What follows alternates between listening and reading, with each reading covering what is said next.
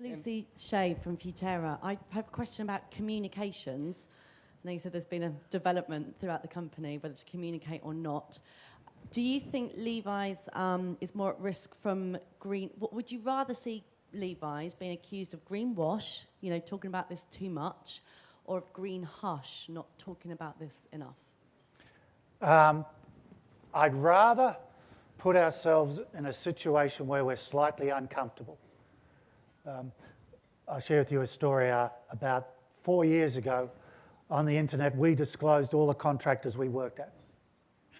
We said, there's the list. Go in and have a look. We know there's a risk associated with that. There's a risk that, number one, we share our contractors with our competitors. We've set them up to be very high-performing contractors. They meet our sourcing guidelines, our terms of engagement. And quite frankly, you might walk in on a day and find something that's wrong. But our point of view was, if we're being totally transparent, that means we'll stay committed to what that stands for.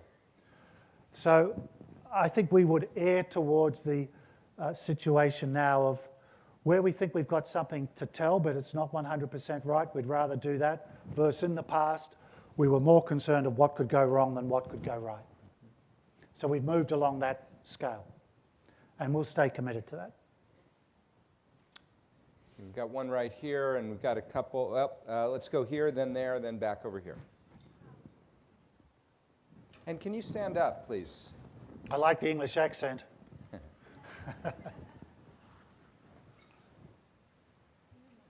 This is working? Oh, yeah, sorry. I'm Adriana from PepsiCo. I'm going to take on her point and your response because I believe we stand somehow in the same situation. We have a very passionate CEO, Indra Nui. She's very passionate about sustainability, about balancing the equation and make it the business case and so on. However, and I am not a lawyer and I'm not American, but I work with the US lawyers all the time in order to get my CEO's passion in paper, in communications, and so on, with the process and the systems in place. So I want to ask you, how did you make the cultural change in your corporate headquarters offices with your accountants and your lawyers so that you're able to be slightly uncomfortable? Because I am Mexican, I am very used to that. I mean, we do that. But, and I mean, there are some other Mexicans here, they will agree. That's Latin American passion. We just say it, and then we make sure we want to make it right. But it's not the US culture, and that's where I get the stump. So how can you advise us to change the whole PepsiCo corporate headquarters lawyers and accountants departments to have that? Yeah, look, I think that's a great question. And I'm often asked something similar. John, how do you get the CEO engaged with that same, degree of passion? Well, I mean, you're not going to do it overnight. You really aren't. For us, we've been on this journey for 150 years. So that's very helpful. And as I said to you earlier on, if you want to join our company, that's the type of values we have. So we're committed to that. If you want to come into our company and say, I'm not prepared to take those types of risks, well, quite frankly, you won't be successful in our company. Now, I'm not saying we don't have heavy discussions. Clearly we do. We understand the risk. But we will err to the side of we'll do what's right versus what can go wrong. But it's going to take time. And I think your CEO, and she's a very impressive lady, she's got to drive that through the organisation. And you're going to have to remove people, if you truly believe it, that aren't aligned with that. I got a group of people here, such as E.J. Benaki and Michael Kabori, and they hold me accountable. Believe it or not, I get more pressure to be more disclosive than in many cases I'm comfortable with. That's when you get it right, because they firmly believe it. And we're talking now, we've had to do a lot more work on being more specific about the environment. This was a group of people that came to me and demanded that I do this work. And they would do the work for me. I wasn't going to get in their way because that's what I was encouraging. But it does take time. You've got to attract the right people. You've got to find the people in your organisation who has the passion. and ask them to push. And you'll lose some people, some casualties for those that believe in it, those that don't. I was having dinner last night with an individual, and we were talking about how to change the culture, and we're going through an interesting situation in our company. One of the issues we had in the past was because we have been so value-based and we had contributed so much into the communities, people took that for granted and it became an entitlement.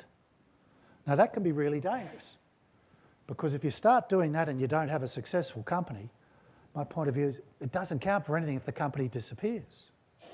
So you've got to be able to do both. And today, as we change the culture, what I've been saying to people, we need to become a winning great company again. Yes, the stronger we are, the more we can contribute, and I'll guarantee that. But if we aren't successful, it counts for nothing because we won't be around. So you've got to align both, I think, and we call it profit with principles. You've got to be profitable, but keep your principles. And then you can change that culture. And if you ever read the Jim Collins book, Great to Good, he will tell you it takes a minimum of 7 years to move a culture from good to great. And to fundamentally change a culture takes a minimum of 10. So be patient, but it has to start from the top. Energize people from the bottom. And as my situation is, they'll just force you to stay true, and that's what you really want. So while I might get a lot of credit for this, I tell you, I'm not doing the work. I philosophically encourage a line.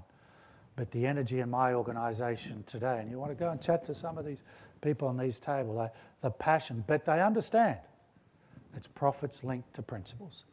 There can be no more powerful way to align both together than to get that working together. So, yeah, use me as a success factor as you like, but you're going to have to drive it top to bottom, bottom to top. Good luck. It's the right thing to do. Passionate answer that showed marvelous restraint in not kicking the lawyers, which is always so easy to do. Thank you, John. Yes?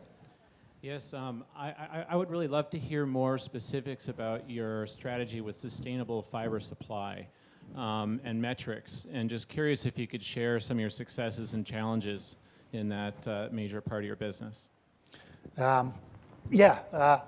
Difficult for me to answer that with the specificity you're looking at, because we've just started on this. We've been through this journey before. We used, some of you may remember, a lady called Sally Fox, who came up with naturally grown coloured cotton. Fascinating, that you could grow cotton in different colours. Cotton basically is white today, and then we apply dyes to it.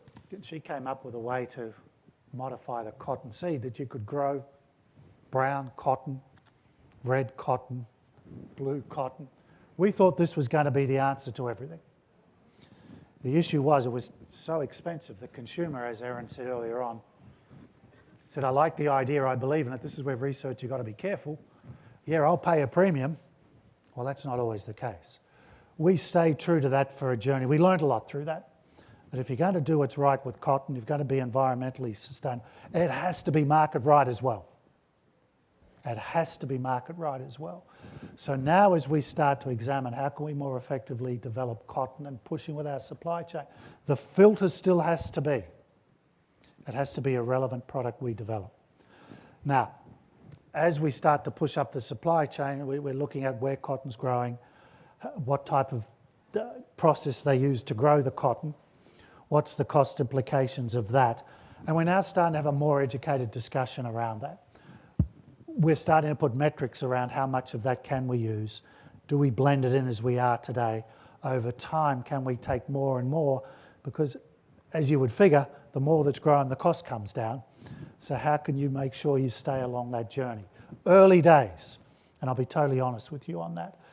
I think we're still trying to learn more about it and understand more about it, but we've got the dialogue going. We're working with people. I wish I had more specificity for you. I don't yet.